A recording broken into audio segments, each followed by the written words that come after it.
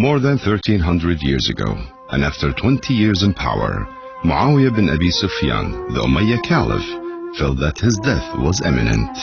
He asked his son Yazid to take over as Caliph once he died, and passed on to him several commandments, one of which was to persistently make 3 men swear loyalty to him. These men were Al-Husayn ibn Ali, Abdullah ibn Umar, and Abdullah ibn Zubayr. Yazid was so infatuated in animal hunting and self-amusement that he immediately left Damascus to the Brahis, careless about his father's illness. Only a few days passed before Yazid received the news of his father's death. He instantly returned to the palace and appointed himself as the second Umayyad Caliph. To gain the people's approval, he frivolously offered them large sums of gold and promised them more from the spoils of war, since he planned the invasion of neighboring Iraq. Henceforth, he sent 2 letters to the governor of Al-Madinah al-Munawwara. The first one was to inform him of the death of his father, and a second secret one, written in a small piece of paper, ordering the governor to force Al-Husayn ibn Umar and ibn Zubayr to pledge allegiance to him. He also declared that whoever refuses the allegiance should be beheaded. As soon as the governor received the letters, he called for Al-Husayn and asked him to pledge allegiance to Yazid. However, Al-Husayn rejected the governor's orders, reasoning that the pledge must be in public, and asked the governor one day to think it over, and decided later to leave for Mecca with his family as well as his relatives and supporters. Before leaving, he handed his brother Muhammad ibn al-Hanafiyyah a commandment in which he explained the reasons for rejecting to pledge allegiance to Yazid, and declared that he will rebel against corruption and oppression. In Mecca, the people were overjoyed that Al-Husayn was amongst them.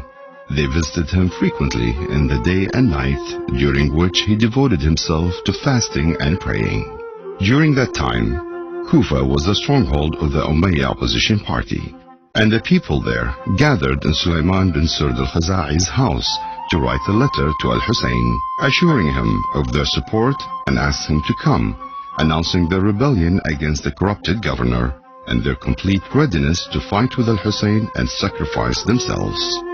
When Al-Husayn received their letter, he gave no answer at first, yet people of Kufa kept sending him tens of letters asking him to promptly come to Mecca. He finally answered their call and sent Muslim ibn Aqil, his cousin, to Kufa as his representative in an attempt to assess the exact situation and the public opinion. He also sent a letter to the people of Kufa asking them to pledge allegiance to Muslim. Muslim arrived to Kufa and publicly read Al-Husayn's letter. Most of the people swore allegiance to him, and soon the situation turned against the governor of Kufa. When Yazid received the news, he furiously called for his advisor Sarjun to seek his advice, who advised him to substitute the governor of Kufa with the governor of Basra, Ubaydullah ibn Ziyad, who was known for his brutality, aggressiveness, and strong loyalty to the Umayyad regime. Ibn Ziyad was prompt in executing his master's order and quickly left Basra heading to Kufa. He entered the governor's palace and delivered a speech in which he threatened all those who rebel with death by the hands of Al-Sham's brutal army when it arrives. Nobody gave Ibn Ziyad's threat any attention, and once Muslim supporters rose to 20,000, he sent a letter to Al-Husayn asking him to come to Kufa promptly. However, in only a few days, the situation in Kufa changed drastically. Ibn Ziyad had succeeded in arresting a vast number of the rebellion's leaders and forced Muslim supporters to abandon him through adopting the carrot and stick approach. The people of Kufa then shifted their loyalties in favor of Yazid against Al-Husayn, and soon after that, Muslim was arrested and executed. His corpse was dragged through the streets and his head sent to Yazid. In Mecca, Al-Husayn decided to leave and head to Kufa. He started his journey on the 8th of Dhul Hijjah, accompanied by his family and followers, not knowing that things had changed in the past few days. And it was not until on his way to Kufa that he realized what had happened there. He openly reported the circumstances to all his companions, and consequently, those who followed him for their own gain decided to head back. Only about less than 100 followers decided to stay with him. Al-Hussein and his followers were intercepted by the vanguard of Yazid's army, about 1,000 men led by Al-Hurr al-Riyahi. He prevented Al-Hussein from approaching Kufa or to return to Al-Medina. Thus, Al-Hussein delivered a speech stating the objectives of his march. Al-Hurr, however, remained firm and wrote a letter to Ibn Ziyad updating him with what had happened.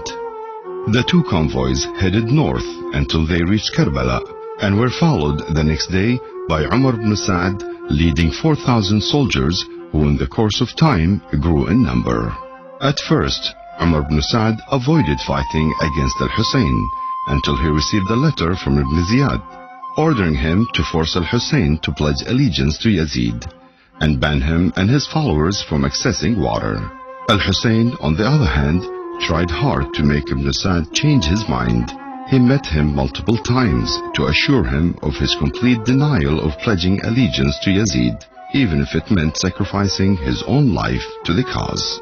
Ibn Sa'd wrote a letter to Ibn Ziyad asking his permission to allow Al-Hussein to either return back to Al-Medina or to one of the far military bases. Ibn Ziyad rejected the offer and ordered Shamr ibn Dhul-Jawshan, a military leader, to take command if Ibn Sa'd refused to fight Al-Hussein. He also ordered the horsemen to step on Al-Hussein's corpse. Ash-Shimr arrived at Karbala on the 9th of Muharram and handed the letter to Ibn Sa'd, who declared war. Al-Hussein expressed his wish to Umar ibn Sa'd to give him time until the next day so he could prepare for battle and at the same time devote himself to worship, knowing that it would be his last day alive. He then gathered his men and delivered a speech in which he told them that they were all free to leave the camp rather than face certain death if they choose to stay with him. None of Al-Hussein's men defected, and they all remained by his side. They expressed their desire to stay and sacrifice themselves, no matter what it would cost them. He thanked them for their brave act. The men held a vigil and prayed all night, recited the Quran, and prepared themselves for the battle. On the dawn of Muharram 10th, Al-Hussein mobilized his men, led the prayers, and prayed to Allah. He then rode his camel and delivered a speech to the Umayyad army, advising them and at the same time warning them of the consequences of their act. Unfortunately, they refused to obey him except for Al-Hurr al-Riyahi and a few other soldiers, who Al-Hussein thanked for their submission. When Al-Hussein finished his final speech, Umar ibn Sa'd shot an arrow and said, "Bear witness that I'm the first to shoot." Both sides shot their arrows, then single combat, followed by group attacks. Arrows and spears showered, followed by single combat once more. Al-Hussein's followers were wounding and killing large numbers of the Umayyad soldiers before perishing. Ali al-Akbar, the son of Al-Hussein, was the first Hashemite to be killed, followed by others, until it was Al-Abbas' turn, whose arms were cut off while he was carrying a water-filled skin, which he planned to take back to the camp. Al-Hussein was attacked from all directions, but he managed to kill a number of the Umayyad soldiers and dispersed Ibn Sa'd's troops.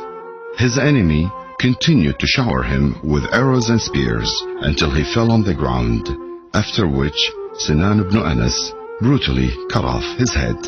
Umar ibn Sa'd's army looted the camp of Al-Hussein's family, taking women and children as prisoners.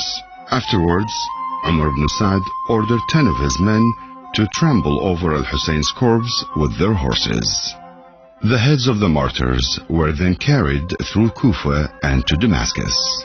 After 1300 years, people still revive the events of Karbala during the 10th of Muharram every year to commemorate Al-Hussein's bravery and sacrifice for good.